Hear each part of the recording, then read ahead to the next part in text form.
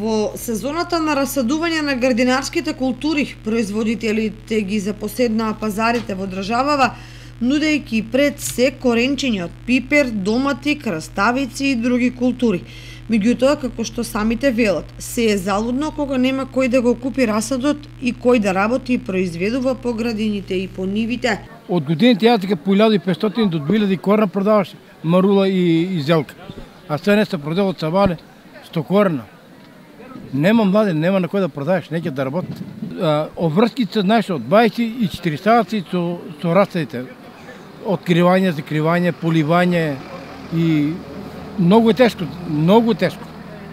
И не се исплаќа више да се работи више. Иако цените за едно коренче домати или пипер е 7 до 8 денари, се пониски од истиот период минатата година кога беа 10 денари, сепак купувачите на прсти може да се избројат, а и тие што купуваат, тоа го прават во мали количини, колку за домашни градини и сопствени потреби. Проблемот е што покрај трошоците за расадот драстично пораснаа цените за вештачки ѓубрива, заштитните препарати и други репроматеријали. Значаен фактор е и што никој не сака да работи во земјоделието, младите се иселија во странство, а возрастните се немокни да обработуваат поголеми површини. Поради тоа на пазарот се повеќе ќе се нудат увозни производи за сметка на домашниот зеленчук кој полека но сигурно исчезнува.